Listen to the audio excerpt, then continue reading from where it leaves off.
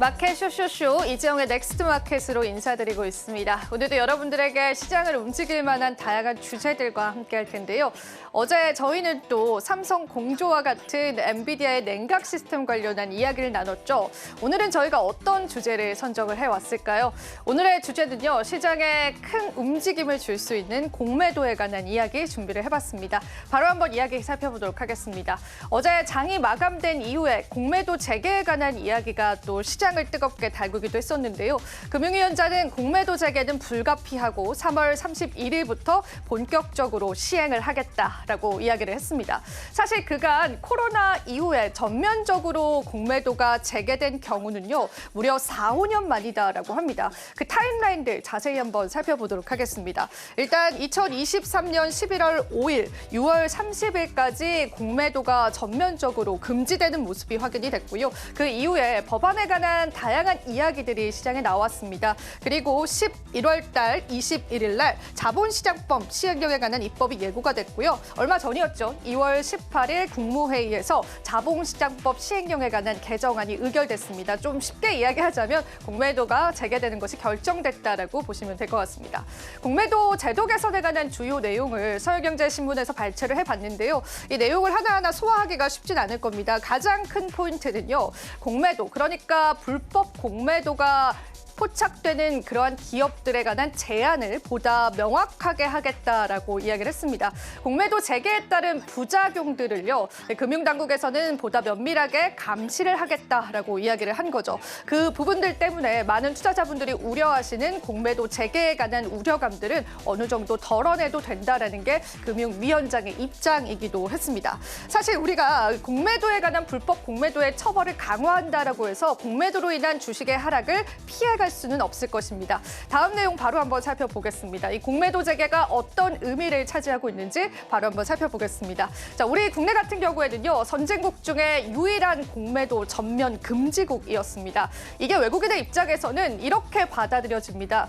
이 나라의 시장에 신뢰가 없다라고 받아들여지고요. 이 나라에 관해서는 우리가 무조건 상방에만 투자할 수 있다라는 부분에서 한국이라는 시장에 관한 매력도도 급격하게 떨어지게 됩니다. 실제로 공매도가 재개됐을 때마다 외국인들의 시장 참여율을 나타낸 LS증권의 자료가 있었는데요. 그 자료들도 좀 살펴보겠습니다. 역대 공매도 금지 기간 동안 외국인의 매매 추이를 보시면요. 순 매도량이 급격하게 늘어가고 있다는 게 확인이 되실 겁니다. 그리고 그래프도 같이 한번 볼 텐데요. 지금까지 공매도가 재개가 됐었을 때 외국인들의 매도량은요. 급격하게 상승을 했습니다. 여기 보이시는 파란색 선을 주목을 해보시고요. 박스가 처시되어 있는 부분들이 이제 공매도가 재개됐을 때인데요. 그때 외국인들의 참여율이 급격하게 하락하고 있다는 게 보이실 겁니다. 최근 들어서도 이러한 외국인 참여도는요. 공매도가 금지되어 있기 때문에 우리 시장에서 더욱더 매도로 두드러졌다는 거죠. MSCI 지수에 이번에 우리가 대거 기업들이 편출이 됐잖아요. 그리고 한국은요. 지금까지 이뤄낸 경제 성장률 대비해서는요. MSCI 지수에서 선진국이 아니라 신흥국으로 포함되어 있습니다. 가까운 날은 일본이 선진국에 포함된 데 비해서 국내 같은 경우에는 어찌 보면은 자존심이 상하는 입장일 텐데 그 이유 역시도 공매도가 금지되었기 때문이다라고 보는 시장 전문가들이 상당히 많았습니다. 하지만 여기서 가장 중요한 건 공매도가 재개됐을 때 우리 시장에 어떤 부작용이 있을까인 것 같습니다. 공매도 타깃에 관한 예상 종목들 잠시 후에 좀 짚어볼 텐데요. 일단 공매도 재개 직전에 우리 시장에서는 단기 고점에 관한 가능성이 있다라는 게 언급이 됐습니다. 그리고 하이닉스와 삼성전자는 엇갈린 전망들이 지금 제시가 됐는데요.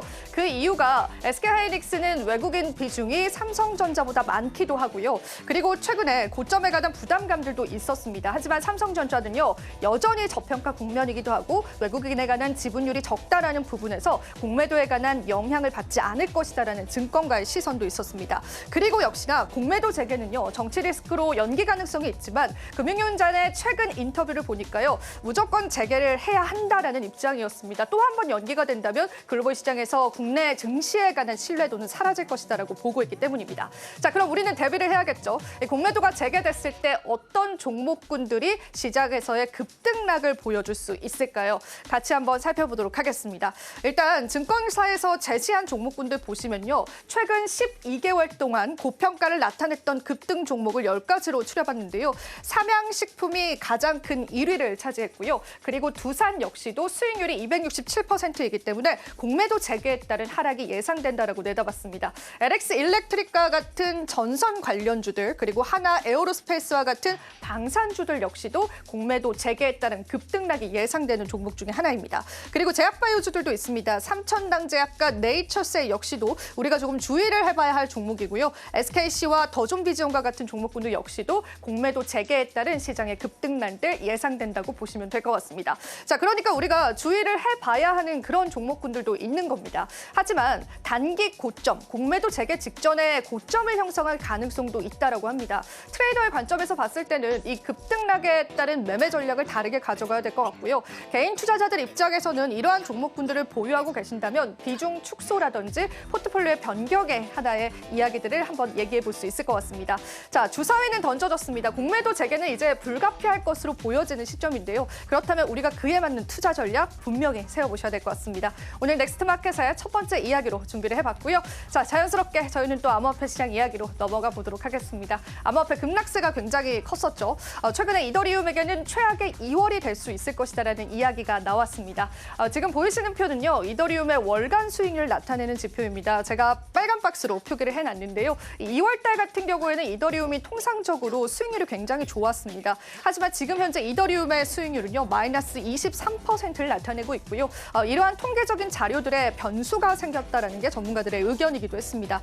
2월이 얼마 남지 않았죠. 이더리움 과연 어떤 가격으로 마감을 지을지 여부들 여러분들 관전 포인트로 체크해 보시면 좋겠습니다. 자, 마지막으로 암호화폐 시황 간단히 살펴보면서요. 시장 이야기 한번 마무리해 보도록 하겠습니다. 자, 오늘 코인 시장은요. 급격한 조정을 겪었습니다. 관세 리스크가 또 시장에 부각을 받은 건데요. 비트코인이 지금 현재 구간에서는 1억 3천만 원, 그러니까 92,000달러 선을 나타내고 있는 시점이고요. 이더리움도 하락폭이 컸습니다. 2,700달러 선, 하나로는 350만 원 선을 나타내고 있습니다. 자, XRP 같은 경우에도 오늘 시장에서는 큰 하락세를 겪었다라고 보시면 되고요. 24시간 기준으로는 무려 8%나 하락하는 모습도 확인이 되고 있습니다. 마지막으로 솔라나와 도지코인도 보겠습니다. 솔라나는 24시간 기준으로 11%, 도지코인 역시도 8% 넘는 낙폭세를 보이면서요. 전반적인 시장의 투심은 약화됐다고 보셔야 될 것 같습니다. 자, 계속되는 시장 우리가 팔로우 해보시면서요. 좋은 전략들 세워보시면 좋겠습니다.